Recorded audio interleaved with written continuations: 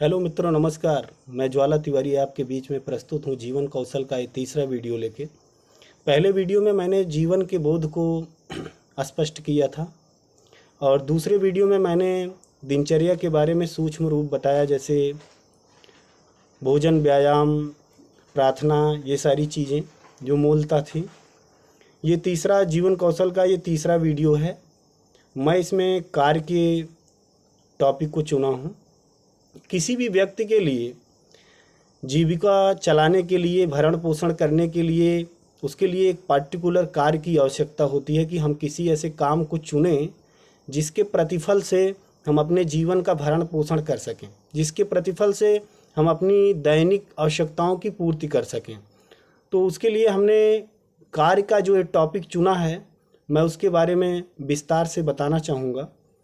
आप लोग वीडियो को स्किप नहीं करिएगा, वीडियो को पूरा देखिएगा और वीडियो अगर पसंद आए तो आप लाइक करिएगा। अगर वीडियो ना पसंद आए तब भी आप कमेंट में ज़रूर बताइएगा।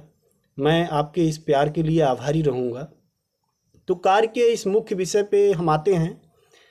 किसी भी काम को हम अगर करना चाहते हैं, जीवन चलाने के लिए करना ज़रूरी भी है और करना पड़ेगा भी और करना भी है। तो हमको सबसे ज़्यादा जो महत्वपूर्ण चीज़ है वो है कि हम किसी कार्य को करने से पहले उस कार्य का चयन करें। कि हमारे पास बहुत सारे काम पड़े हुए हैं, कोई कुछ कर रहा है, कोई कुछ कर रहा है, सारे लोग अपनी अपनी प्रकृति के अनुसार कार्य कर रहे हैं, लेकिन हमको किसी एक पर्टिकुलर कार्य को चुनना पड़ेगा कि भाई इस कार्य को मैं कर सकता हूँ। उस कार्य को चुनने के बाद दूसरा स्टेप जो आता है वो आता है कि स्वयं की क्षमता। काम को करने के लिए मेरे पास स्वयं में क्या क्षमता है, आप इसका आकलन करिए।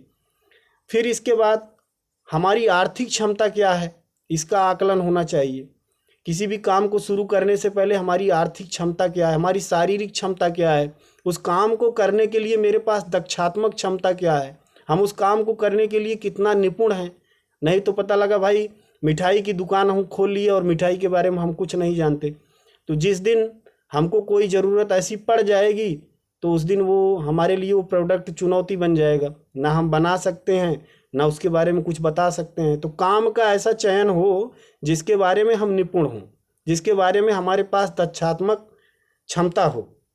तीसरा जो सबसे ज़रूरी स्टेप आता है वो आता है कि किसी भी काम को करने के लिए हमारे पास आत्मविश्वास होना चाहिए, जुनून होना चाहिए।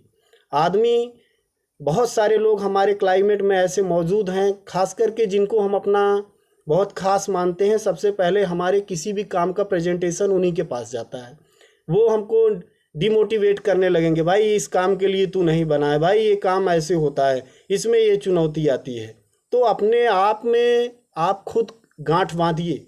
आपके अंदर जुनून होना चाहिए कि आपके आसपास खड़े पूरे कारवां के लोग आपको डिमोटिवेट करेंगे, लेकिन आपका सेल्फ कॉन्फिडेंस जो है वो गिरने नहीं पाएगा। आपके कॉन्फिडेंस पे आपका खुद का कॉन्फिडेंस होना चाहिए। तो और जो तीसरी सबसे बड़ी पॉलिसी आती है वो आती है कि किसी भी काम को करने के लिए हमारी प्लानिंग क्या है, हमारी योजना क्या है, हमारी पॉलिसी क्या है, हमारी रणनीति क्या है। हम किसी भी काम को अगर करना चाहते हैं तो उसको किस तरीके से करेंगे, उसके बारे में हमारे पास एक पर्टिकुलर योजना होनी चाहिए। और जो चौथा सबसे बड़ा स्टेप आता है वो है क्रियान्वयन। हम अपने आप को किस तरीके से प्रस्तुत कर रहे हैं, हमारा व्यक्तित्व उस कार्य को किस तरीके से प्रेजेंट कर रहा है। ये सारी चीज़ें बहुत ही महत्वपूर्ण हैं। इसके बाद जो सबसे लास्ट स्टेप आता है वो आता है कि रिजल्ट, वो रिस्पांस है कि हमने इतने स्टेप में जो काम किया उसका रिजल्ट क्या आ रहा है, उसका प्रतिफल क्या आ रहा है। तो काम के बारे में, किसी भी कार्य के बारे में जो एक सूक्ष्म नज़रिया है उसको हमने प्रस्तुत किया है। और अगले नए वीडियो में मैं जीवन कौशल के एक नए वीडियो में एक नए टॉपिक के साथ आपसे फिर मिलूँगा। तब तक के लिए हम आपसे विदा चाहते हैं। आपका प्यार मेरे साथ ऐसे ही बना रहे, इसके लिए हम आपके तहे दिल से आभारी हैं। धन्यवाद।